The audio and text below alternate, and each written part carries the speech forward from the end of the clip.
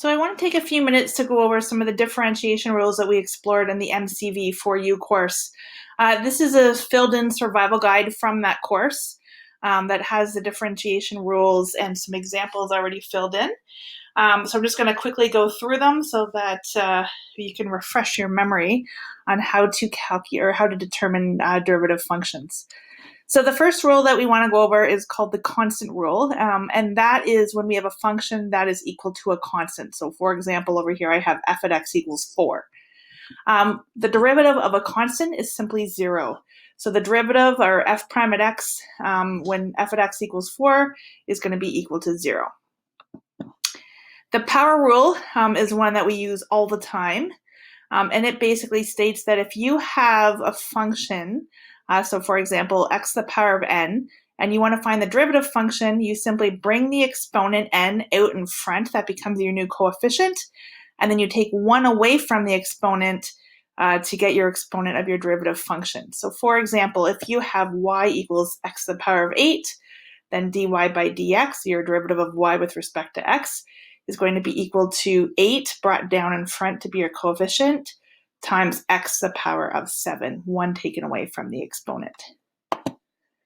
The constant multiple rule is just an extension of that. So if you have a constant in front of your function, then you simply multiply your exponent when you bring it down to become the coefficient by that constant, and then you still take 1 away from the exponent. So for example, here we have f at x equals 2x to the power of 8.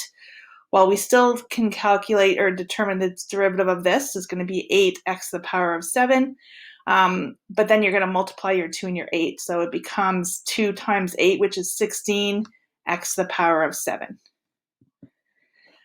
From there, you can take different functions and you can string them together, and you simply take each function being separated by addition or subtraction and just string them together with their derivatives. So for example, if you have h at x equals x to the power of 10 plus 2x to the power of 6, well, we're going to take the derivative of this function, which would be 10x to the power of 9. We're going to still include our plus sign there. We're going to string it together. So we take the derivative of the second function, which would be 2x to the power of 5. And our derivative function is those two functions then put together. So you can apply that power rule to all the individual functions separated through addition and subtraction, and then you just write your derivative with those. So then we get into some rules that help us calculate or determine derivatives that are slightly more complicated functions. So if you have a function that is the product of two individual functions, you would apply the product rule. So if you have h at x equals f at x times g at x, then what you do is you take the derivative of f at x, times it by the function g at x, and then you add that to the derivative of g at x times the function f at x. So here I have two functions, 2x plus 1 and x to the power of 3 plus x. So I'm going to take the derivative of the first function, which is 2, times it by my second function. And then I'm going to take the derivative of my second function, which is 3x squared plus 1, and then multiply it by my first function. And then, of course, you can expand out brackets and do maybe factor it and do some other strategies that will allow you to simplify that function. So that becomes 8x to the power of 3 plus 3x squared plus 4x plus 1. The quotient rule, similarly, this time instead of having two functions being multiplied together, we have a function on top, f at x, which is being divided by a function in the denominator, g at x. Assuming that g at x does not equal 0, and the function, the derivative of that g at x also does not equal 0. So in this case, if I want to find the derivative, what I do is I take the derivative of the f at x, the top function, times it by the bottom function.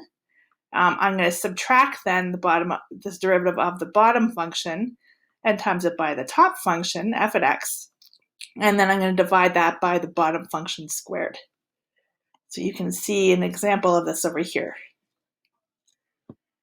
And then finally, we have the chain rule. And this is when we have a composite function, so a function within a function. So in this case, I have f at x equals g at h at x. And the idea here is that you find the derivative of g at h at x, keeping h at x as it is, and then you chain on the derivative of h at x.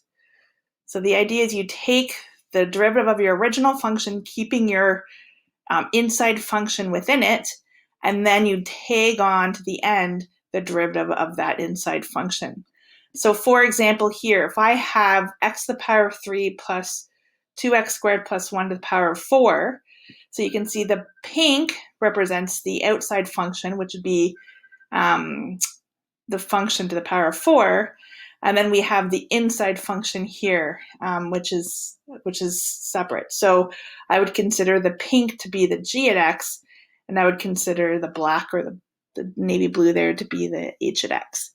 So I'm going to take the derivative of the outside function first, keeping that h at x inside. So I'm going to bring the 4 down, make it the coefficient. I'm going to keep that function the same inside and subtract 1 from the exponent. So I've now found the derivative of the outside function. And then I'm going to tag on the derivative of the inside function. So you can see the derivative of this inside function, h at x, would be x to the power of 3 plus 2x squared plus 1, tagged onto the end. And again, from there, you might want to simplify. In this case, I would just leave it as it is because I don't want to have to worry about expanding out a cubed. But sometimes if it's in combination with other functions, you might be able to factor things out or simplify things. From there, we did spend some time in the MHF4U course coming up with derivative functions for some special cases.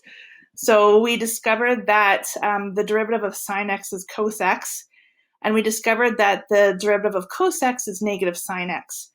And then using those two as our base derivatives and our definitions of the other 4 trig functions with respect to sine and cos, we discovered that tan x has a derivative of secant squared x, cosecant x has a derivative of negative cosecant x cotan x, secant x has a derivative of secant x tan x, and cotan x has a derivative of negative cosecant squared x. So those can all be developed, these 4 here, assuming that you know that sine x has a derivative of cos x and cos x has a derivative of negative sine x. There were 2 more that we looked at in the Calculus MCV4U course, and that was the derivative of y equals e to the power of x, which is itself, that's one of the unique properties of e to the power of x, is that the derivative is the same. So the derivative would be y prime equals e to the power of x. And then we also developed the formula for the derivative of an exponential function. So if I have y equals a to the power of n, where a is the base and n is the exponent, well, the derivative of that is going to be y prime equals a to the power of n ln a. In this course, we'll take a look at a few more.